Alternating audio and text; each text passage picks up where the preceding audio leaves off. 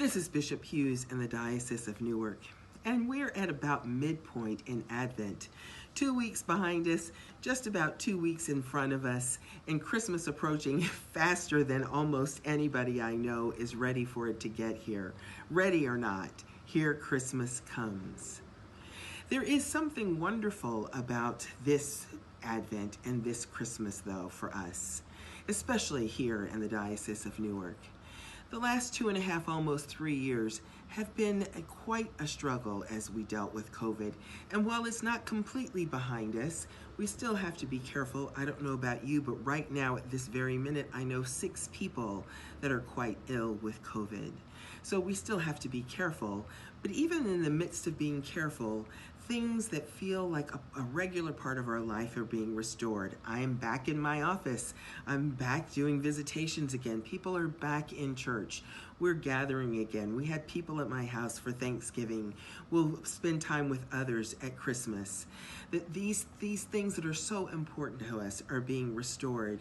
And I don't know about you, but this time in particular, it seems that there is a new sense of joyfulness and delight and treasuring these gifts that have been given to us, primarily the gifts of other people, the gifts of family, the gifts of friends, the gifts of colleagues that we work with, the gifts of prayer partners and study partners in Bible study, the gifts of the people that sit in the pew next to us or behind us or in front of us, the gifts of walking down the aisle to receive communion with the rest of your family of faith. That these gifts seem so much more wonderful this year than they have before. It makes sense. We haven't had them with regularity for the past 2+ years, and they are back now. And so there's a newness to them and a particular delight and joy to them. And I want to invite you to spend some time looking at these things, acknowledging them, enjoying the gifts and being grateful for those gifts, and also doing some discernment during the rest of Advent and during Christmas season to determine what is it that God wants us to remember about these gifts. Is there a special message for us so that these gifts don't become something that we take for granted again?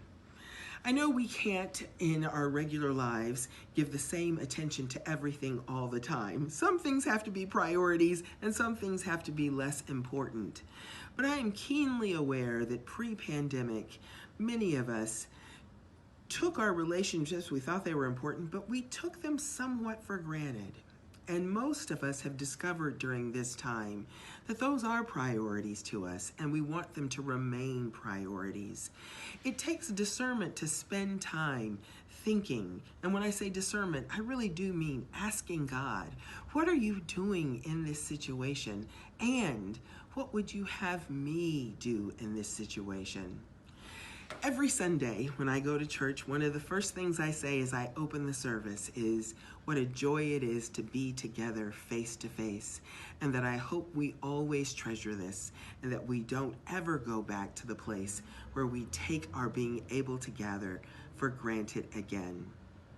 For me, that has meant making some choices. It means I go to bed earlier on Saturday so I'm not cranky at all on Sunday morning. Sunday's a big day in my house.